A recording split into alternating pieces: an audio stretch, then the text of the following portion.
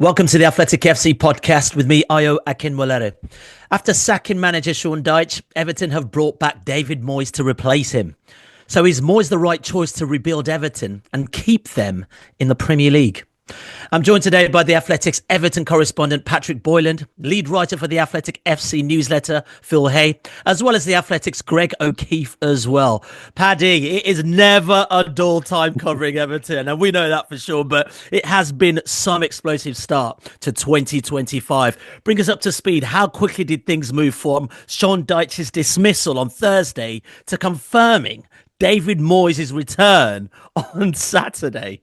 Yeah, I mean, it's all happened in the space of a couple of days, really. Certainly less than a week. Everton lost 1-0 against Bournemouth on last Saturday, in what would prove to be Sean Dyche's final game. And over the course of the next few days, he had conversations with the hierarchy, which basically, as we're led to believe, went along the lines of, I think I've taken this as far as I can. I think part of that is just he was wearied from the last few years. They've drained everybody associated with the club, so I kind of understood where he was coming from there. But it was a shock, and certainly we didn't get an impression that he was likely to be bulleted by the owners for anything else, even just for poor results in that time. So we end up in this really bizarre situation where Dyche signals that he kind of wants to go. Everybody knows he's going. But his contractual situation needed to be resolved, and he was still turning up at Finch Farm, the Everton's training ground, and taking training sessions while that severance was being agreed. Fast forward a few days, and he's gone. Obviously, Thursday PM it was, 3 hours before the game, the cup tie against Peterborough United. Another strange turn of events when you consider the timing. Yeah. But then things moved so quickly from there. And David Moyes very quickly becomes the favourite candidate. He speaks to the club formally for the first time on Friday. By Friday evening, it is all agreed. A 2.5-year deal is all agreed. And the only thing missing at that point was the official statement confirming it all, which came on Saturday morning. So another rollercoaster week in the modern history of Everton Football Club, but so many of them have been over the last 2 to 3 years.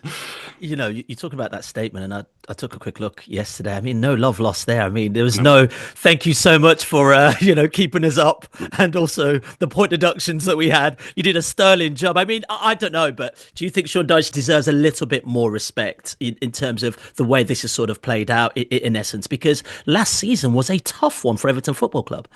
Yeah, I mean, I think he deserves an awful lot of credit for last season, and I stand by that. I mean, you look at the hurdles that were placed in front of not only him, but the club at large. PSR breaches, 2 separate rounds of points deductions. Lots of his best players sold kind of underneath his feet because the club was in such dire financial circumstances. And then all the, as he would refer to it, he almost became a bit comedic, really. He would often refer to it as the noise around the club, takeover speculation even over administration. I think that does wear people down. And I think it's, like I said, it's drained everybody at the club over the last couple of years. So Dyche will be no different there. And I think he deserves a lot of credit for helping Everton last season and keeping them afloat at a kind of really crucial moment in the club's history.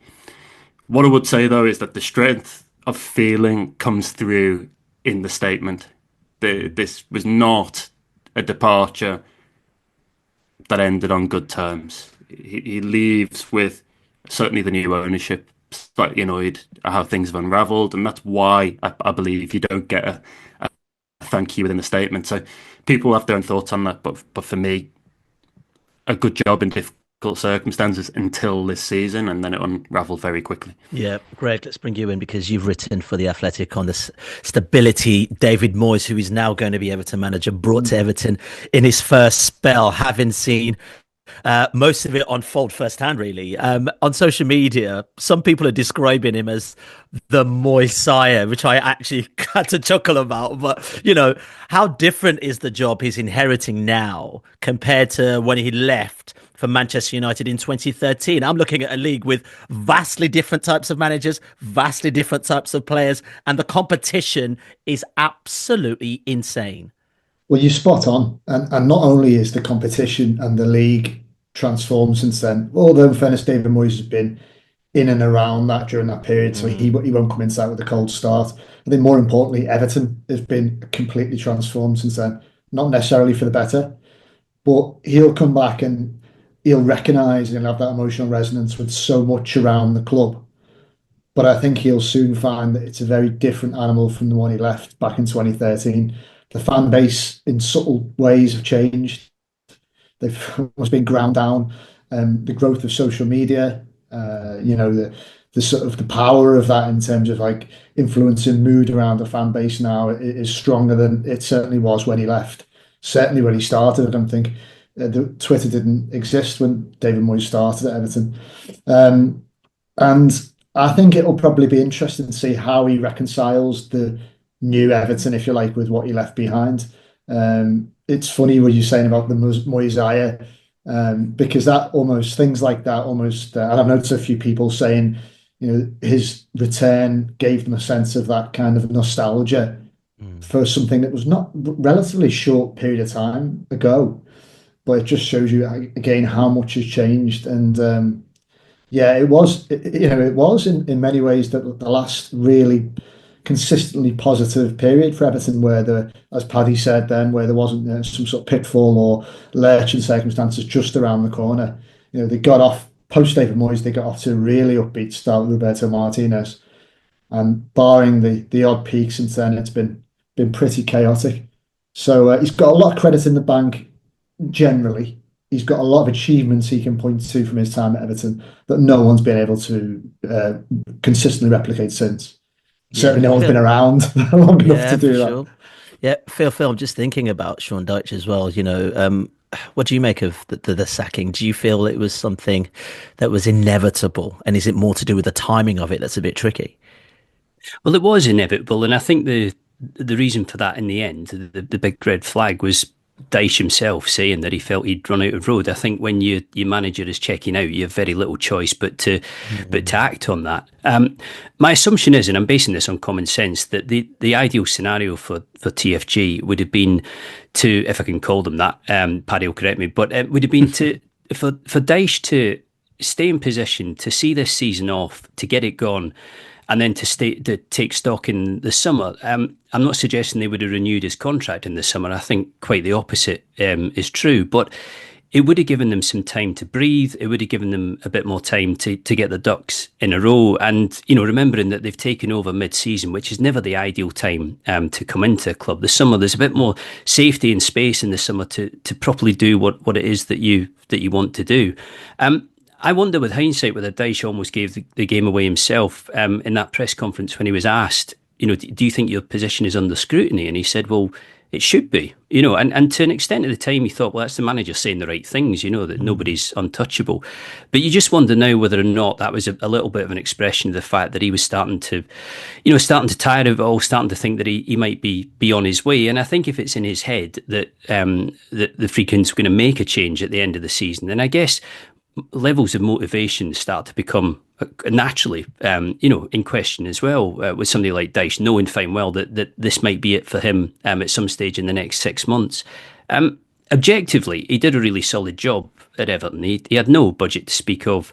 The squad's clearly fairly inadequate, and there was sort of organisational chaos around him for the whole time. But I think it started to look less solid recently, and almost gave you the impression that the Dyche cycle was, if not done, was very close to the end of the line. And the thing about his football is that there isn't a whole lot of variety or flair or adaptability in it. And I think, if it's starting to run aground and the players are losing faith, or the crowd are losing faith, or let's be honest, if Dyche is losing faith in it as well, then you don't have too many options in front of you. And I think it is the right decision. I think, like Paddy says, the statement gives you a fair impression of the kind of friction that there was towards the end. But the bigger mistake in this situation would have been to hang on to him. Yeah, Paddy, Phil just talks about flair and adaptability, and I'm thinking of David Moyes' last part of his time at West Ham, and those are kind of words atoned to David Moyes' style of football, not as much flair, not as adaptable, couldn't work with those attacking players. Do we get a sense of the brief Moyes has for his time at Everton, and also what that motivation looks like for David Moyes? What do you think he's hoping to achieve? Not just survival, because it's a 2.5-year contract or something along those lines. Are they looking to maybe build on him now, or is he the guy to get Everton back to winning ways? Yeah, I think it's really interesting that they've gone for somebody like David Moyes, because on the face of it, the transition from what Sean Dyche was doing to what David Moyes potentially will look to do is not actually that extreme. And one of the other names kind of doing the rounds internally at Everton before he went to West Ham was Graham Potter. And trying to get Everton's players to go...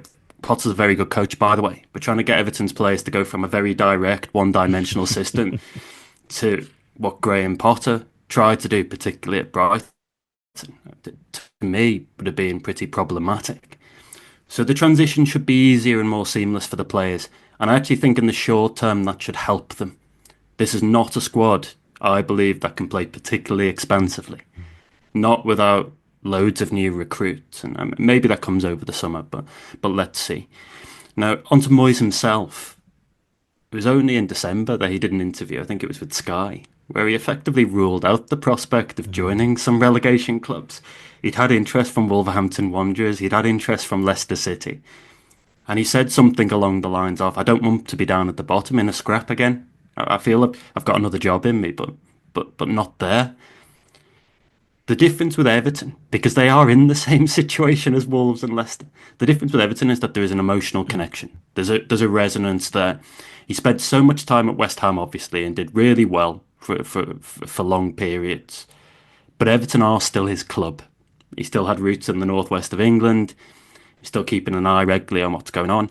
There'll be lots of long-standing staff members. When he walks through the door today, on Monday, and his first day in charge at Finch Farm, there'll be lots of long-standing staff members that he still knows and is on positive terms with. So my sense is that Everton were the only club down there in such a predicament that Moyes would have gone for. Could I flip that around quickly, Paddy, and ask you, is this the only window in which Everton would have gone for Moyes? What I mean is, had they made it to the end of the summer and say they'd been able to, I don't know if they'd gone for a new sporting director, say if Thirlwell was to leave at the end of his contract, if Dyche was to exit, and it was a completely new fabric and vision and everything else, would at that stage, minus the jeopardy of relegation, would Moyes have been in the running, do you think? I think this was David Moyes' best chance comfortably to take the Everton job again. And part of that is just circumstance. You look at where Everton are right now. There is one goal for the rest of this season. As bad as it sounds, it's just staying up. Just stay up. And getting into the new stadium next season as a Premier League outfit. That's all that matters right now, as bad as it is. So who can you go for in those circumstances? Well, the checklist probably looks something like this. Premier League experience, success in most cases, navigating sides out of troubles like these, somebody who was importantly available, because you're not going to go and pluck a manager from elsewhere for a variety of different reasons. And very quickly, with Graham Potter gone, David Moyes is there, looming large. And to answer Phil's question, I think this was the best chance for him to get the job. We get through to the summer, then you've got a lot more chance of taking somebody who's in a job and might want to start a new project afresh. So it's going to be fascinating to see how this goes now, because the 2.5-year deal essentially means that he is protected. He's got this period to try and keep Everton in the league. He should have next season to try and stabilise Everton. But if things go south, then the new ownership needs to make another change. Then they're back in a situation that previous owner Farhad Moshiri had, where he was potentially having to pay off somebody for 12, 18 months of the deal. So maybe that's just a sign of the times, and maybe that's just the strength of the hand David Moyes had in negotiating. But there has been a sense from the TFG side as well that they feel that he is the one to bring stability in this first chapter. And it is very similar to what happened at Roma with Claudio Ranieri being appointed too. Yeah, I definitely want to talk about that a little later on. Greg, just thinking about Everton as a football club and sort of the club David Moyes is inheriting, do you think that there is still a bit of baggage here when it comes to the tradition of the club and the reputation of Everton as, one of the longest serving Premier League teams out there? But also you look at the likes of Newcastle, Villa, Spurs, who are now where you would like to think Everton were trying to get to, regular bits of European football, for instance. Is there a bit of baggage for him to deal with there? Because also with a 2.5 year deal, I mean, I don't know how much he's going to get them back to those kind of spaces, right? Yeah, of course. And who knows if he sees, if we see in 2.5 years David Moyes is still the manager at the end of that deal, like Paddy alluded to. It's just, he did have a lot of leverage, didn't he, in this contract negotiation. So I know some supporters had spoken about hoping it emulated the way the Ranieri situation at Roma, where he came in as a interim stability appointment and then took him to the summer. But to answer your question about the baggage, again, it's all about that sort of 11 or 10 year gap, if you like, where David Moyes has Everton have gone from under David Moyes regularly competing neck and neck with Aston Villa, taking points off Tottenham in so many memorable games home and away, taking points regularly, beating Manchester City home and away.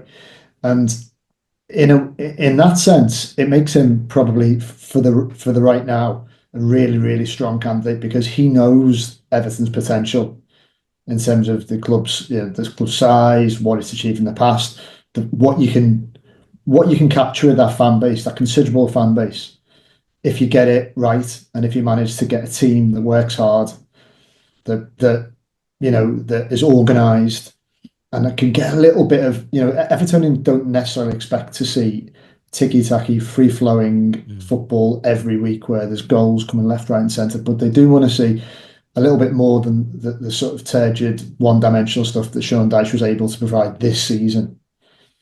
And if you look back to 2013 and before that 2012, when David Moyes' Everton football was at its best, I would argue, he can do that. Now, how he can do it short of new arrivals with the squad he's got at the moment is going to be the real challenge for him.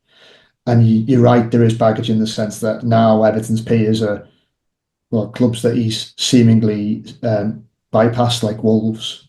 Not necessarily Leicester, but certainly those sides in the sort of the bottom quarter of the Premier League.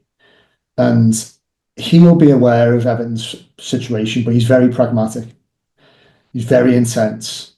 And I don't think he'll get himself too bogged down with this concept of like the baggage of what they were and where they can be. If he is still the manager in 2.5 years' time, then I think then he will be addressing the need to get them to the type of club that will go and take points off the top six and maybe start to creep up towards challenging to regularly be in that top 7, top 8. There are some striking parallels as well between the situation he inherits now at Everton and when he went into West Ham. I mean, 1 point, both sides 1 point above the relegation zone. So Moyes' experience not only at Everton, but also in East London stands him in good stead for this, because what he will want to do is basically emulate that stint at West Ham, stabilise Everton, keep them up in the first instance, but then move the project on. I think Greg's right to point to some of the football played by Moyes' teams at Goodison. I mean, certainly he is pragmatic, and at times it was a tough watch, but there was also some brilliant football played. I mean, I saw a goal doing the rounds from what was then a UEFA Cup game against Larissa in the 2007-2008 season. Yeah, Leon. And it was brilliant football, brilliant football, free-flowing with fullbacks pushed on, wingers tucked inside, knitting the play together, and a fantastic finish from Leon Osman. And what we have to remember is that he had some really good players at Everton. He recruited those players.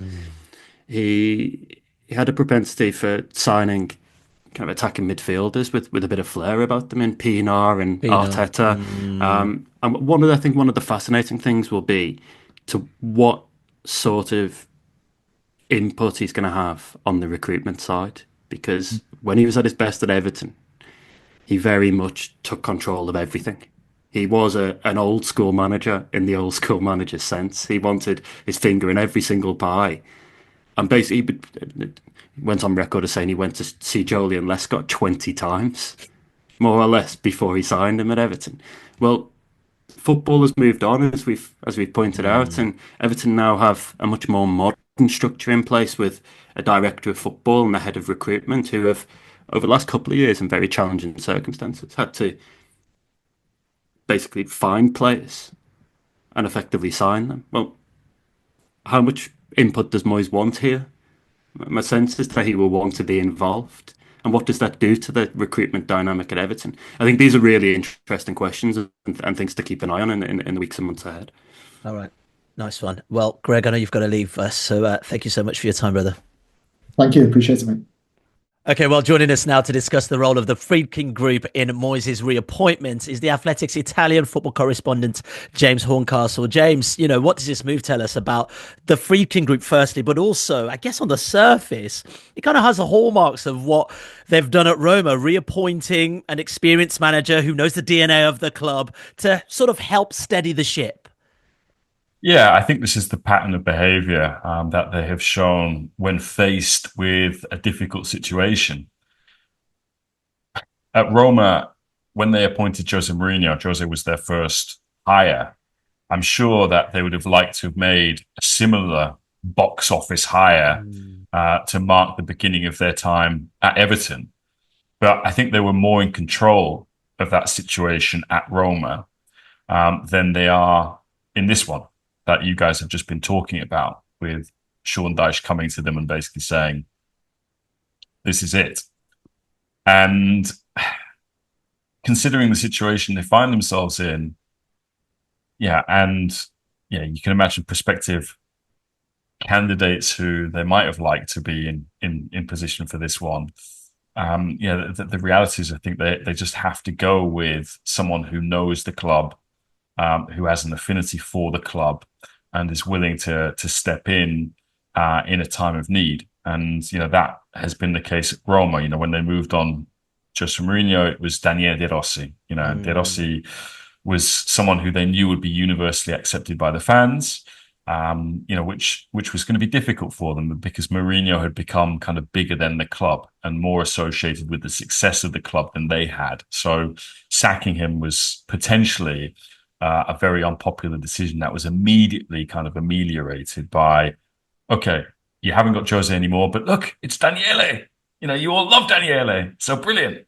And then when they fired him, which was a universally unpopular decision, which has still kind of turned the supporters against them, they tried to bring in someone different, someone who'd been recommended by their CEO, Lina Sololuku, who brought in Ivan Juric.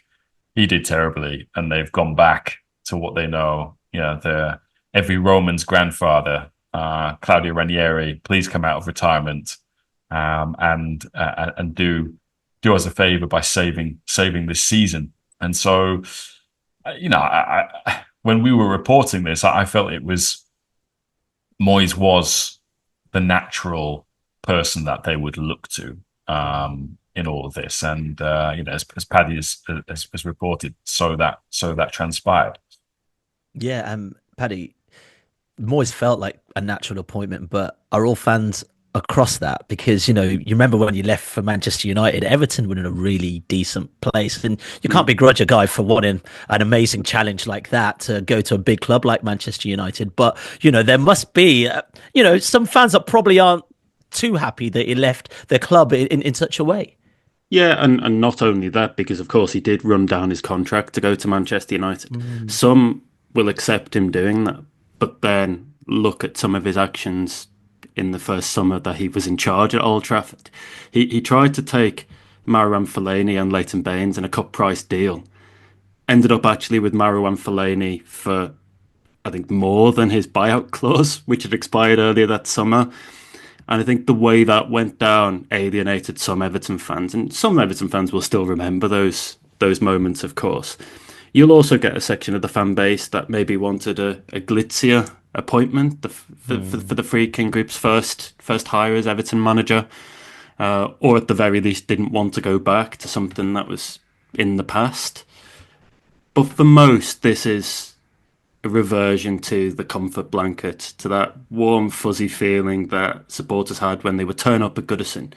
knowing that at the very least the side would work hard, give everything for the shirt. There would be a connection with the manager in the dugout in a way there simply wasn't with Sean Dyche. He never really tried to build a rapport with fans, and fans did never particularly take to him.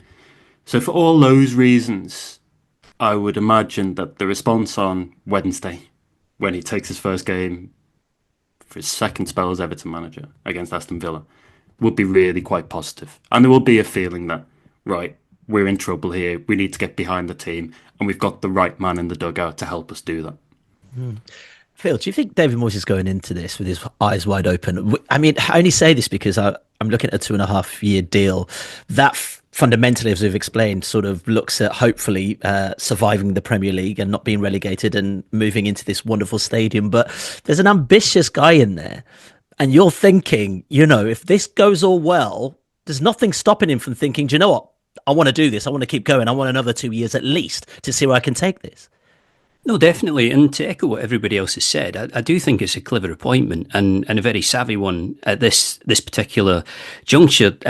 James mentioned the fact that, De Rossi was popular at Roma. I think the big difference is that De Rossi's managerial career is, well, shall we say, brief. Whereas Moyes obviously has a long track record of doing some good jobs in certain places, not so good jobs in other places, but he's been around for a long time and he knows the English league and the English game inside out. I suppose one thing you have to ask is how many jobs as time went on were going to come up for Moyes? How many clubs would have seen Moyes as the manager to lead some form of project or big long-term vision? The answer is probably not so many in the Premier League, and this might be actually as good a fit as there was going to be for him after his exit from West Ham. The strange thing about Dyche was that right from the very start, Dyche always felt like a bit of a extended stopgap, essentially until Everton could get themselves onto safer ground and more stable ground, and I suppose, further down the line, find something a bit sexier than him. And I'm not saying that Moyes is necessarily that, but he does look like a really safe pair of hands. And even if he's not, wildly expansive manager or whatever else, the very fact that, the Dyche cycle seemed to be grinding to a halt kind of told you that wasn't necessarily going to keep them up. Whereas I think with Moyes, they have a strong chance of that. And I think he will do good things there. I think he'll stabilise things pretty quickly. It's very, very pragmatic. I just wouldn't make the mistake of thinking that Moyes had a catalogue of Premier League options out there for him, because I very much doubt that would have been the case. But he's absolutely good enough for this job. James, Sean Dyche being sort of this extended stopgap. I mean, for the Friedkin Group taking over at Everton, shiny new stadium on its way as well. David Moyes here with a 2.5-year deal. Dare I say it? Is this another extended stopgap? Because it's not inforeseeable to see another young, more, dare I say, sexy manager coming in while the club stabilise to take them to that next level. Yeah, I think it's an interesting point because reporting on this, what I found it's very different to what the reporting has been around their moves at Roma, for example, where they keep their circle very tight, and not a lot of people know what the Friedkin Group are thinking, and so that has allowed them to have these blockbuster moments, such as Jose Mourinho all of a sudden out of nowhere is appointed, real sign of ambition, fans excited, they start selling out the stadium. I'm sure that they would have liked to have done something similar, not with Jose, because they didn't end on the best of terms. So anyone who lumped on Jose when he was, the shortest to be the next Everton manager, I think was mistaken and will have lost money on that. But you mentioned the prospect of moving into the stadium. You want to kind of show that the future of Everton is bright, that it's different. I think Phil says that this is a savvy appointment. I think in some respects, yes, it is. I think in other respects, it's a predictable appointment, and it's reflective of an ownership group that looks to consultancies all the time to come up with ideas and suggest things. And this is a very easy suggestion for someone to make, be it consultancy group, be it someone around them. Probably the easiest invoice they'll ever make. But you do find yourself kind of almost, you're talking about this stopgap. You do find yourself, you've made a decision that has come out of a situation that you didn't necessarily want to be in. You've had to find a solution which, is one of the few solutions available to you. You're kind of backed into a corner.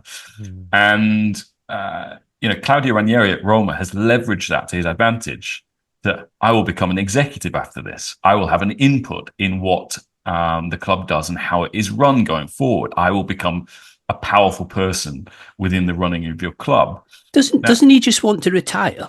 I mean, No. he's come out of 73. retirement, didn't he? Yeah. Never. So to see Moyes, Paddy, you said it's a 2.5-year contract. I thought that was a surprise, actually. I was surprised that they went that long. It didn't feel like they necessarily needed to go that long, but maybe he was insisting on it. Yeah. So that, you're locked into Moyes for a while there. And in Italy, there's this saying, minestra riscaldata, which is, that if you reheat soup, it just never tastes as good as when you first make it, right? So when you bring a coach back, it's never as good as the first time. Yeah. So in Italy, that is, you bring back Arrigo Sacchi at Milan for a second spell, mid-table finish. Yeah, you bring back Capello. It's just not the same. They're not invincible anymore. They're not making Champions League finals. And, Ranieri is a little bit different insofar as he comes in such desperate situations on the short term that no one really judges, what he does beyond keeping the team up or keeping the team respectable. But I am curious to see how Moyes does in this second spell, particularly given the structure or lack of structure that is at the club. Paddy can speak to this better than I can. But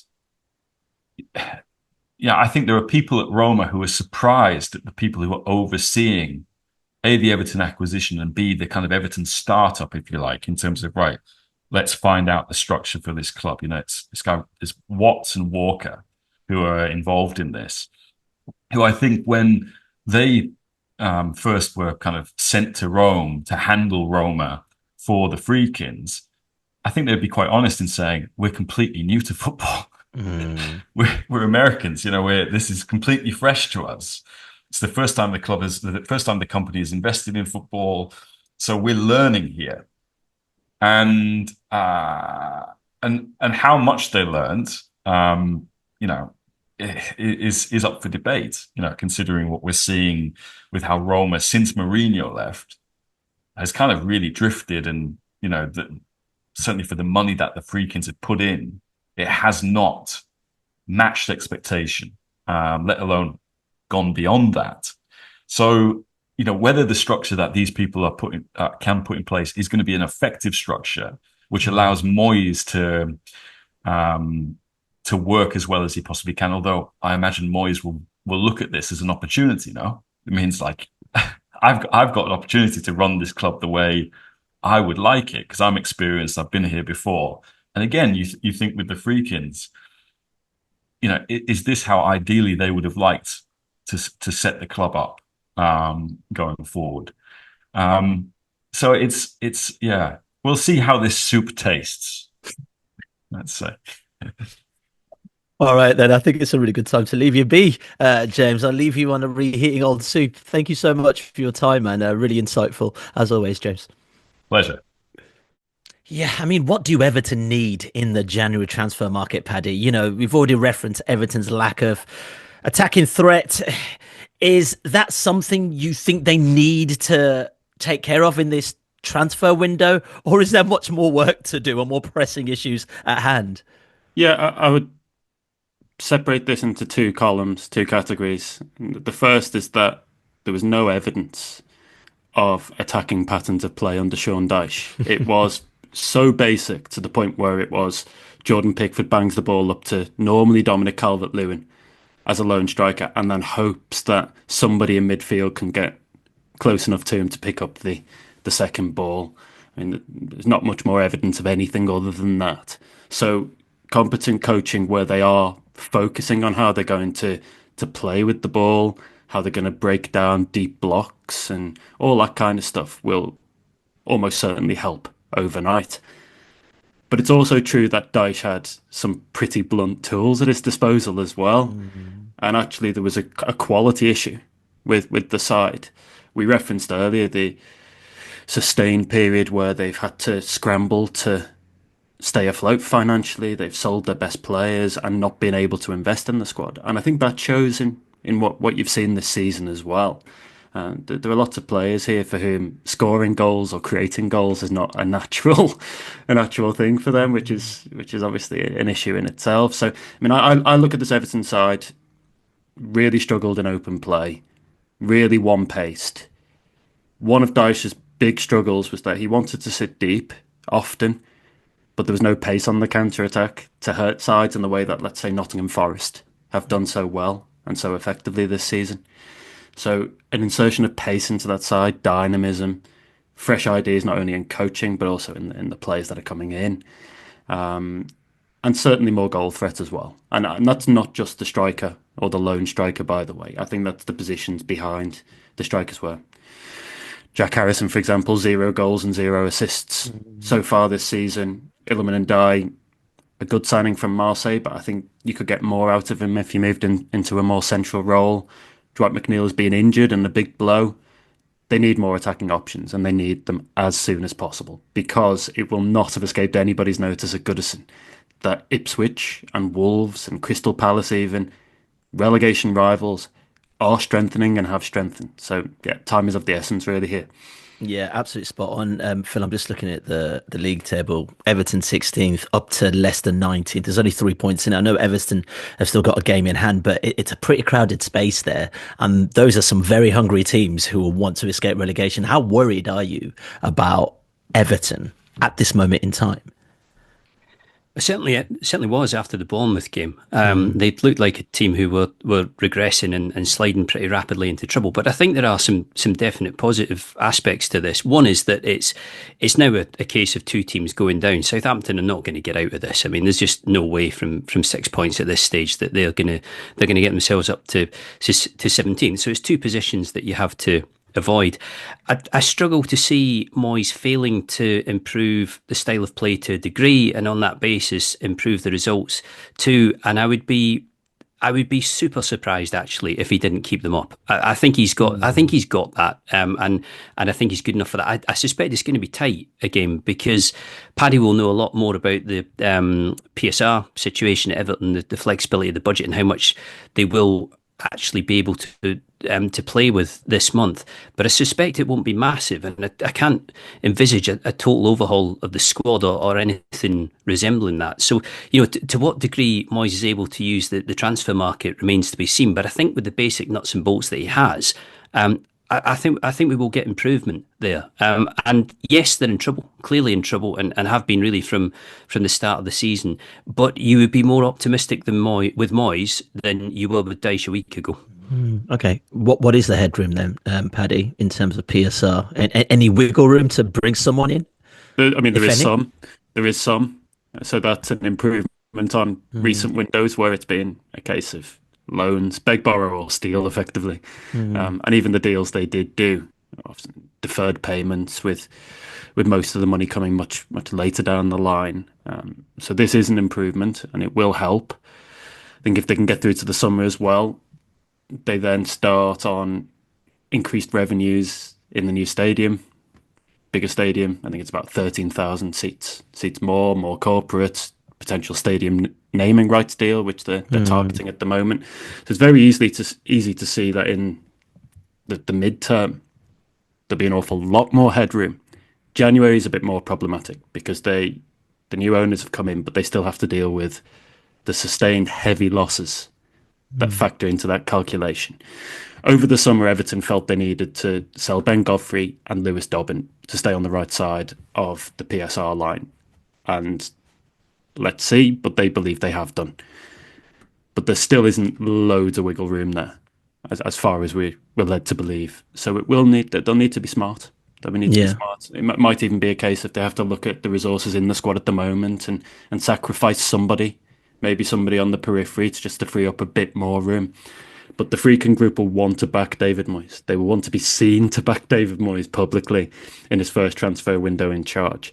I would expect some business, and I think that business has to be at the top end of the pitch, because the rest of the squad, if you look at a foundation of Jordan Pickford in goal with James Tarkowski and Jared Branthwaite, Idrissa Gana Gueye in front of them, and Abdoulaye Doucouré, players like that, that is solid enough. That is better than a lot of what the other sides down there have. The issue is scoring goals. So any meagre resource, any scant resources, they need to go on that top end of the pitch. And it may well be a case of a bit of manoeuvring. One player in, one player out, and so on.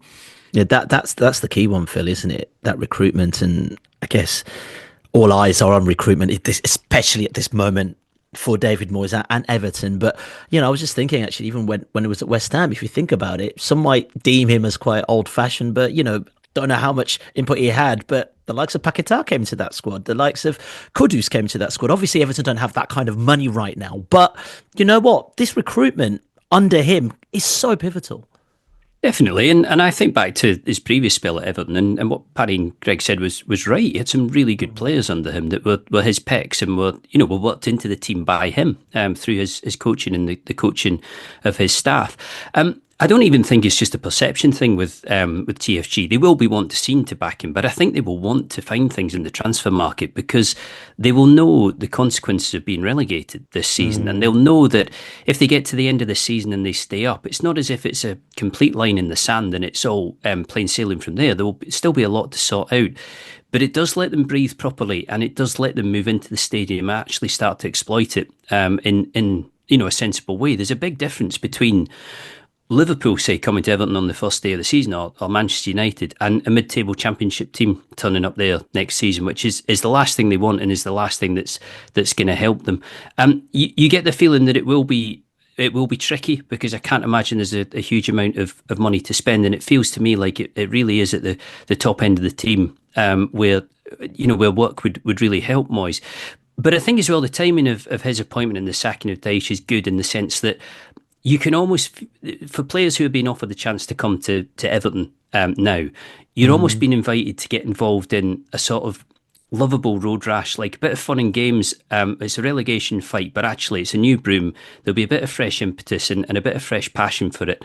And it might be great to be in the thick of that. Whereas previously with Dyche, you were almost being asked to join something which was the long, slow slide down a hill and didn't seem to be going anywhere in the opinion of a lot of supporters and ultimately in the opinion of Dyche himself. So Moyes being there, I think, will make the transfer market easier to a degree, but it will still come down to finances, and it's very difficult from this distance to see how strong Everton are in that respect.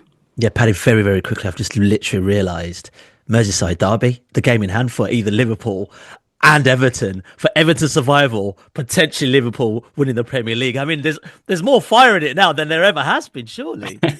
I mean, the sooner that game can come, the better from an Everton perspective. And great occasion that Moyes had a decent-ish record at Goodison against Liverpool. Really not a good record at Anfield, but obviously this will be Goodison's final derby too, so a big kind of symbolic moment. And we've come full circle. We've ended up with David Moyes back at the helm for that final Goodison game, which feels poetic. Yeah. We may end up with David Moyes, probably will end up with David Moyes leading Everton into the new stadium. So kind of the more things change, the more they stay the same at Everton. Right, let's leave it there, gents. Thank you so much for your time, Paddy, Phil, as well as Greg and James, who joined us earlier. More on The Athletic on this story, of course. And also, the window is open. Head over to The Athletic for the very latest transfer news. We'll be back tomorrow for more. If you want to watch more episodes of the show, please subscribe to the channel. We'll be joined by the likes of David Ornstein, Matt Slater, Adam Crafton, Carl Anker, and plenty more through the season. If you'd like to listen to the episodes in full in audio form, search The Athletic FC wherever you get your podcasts from.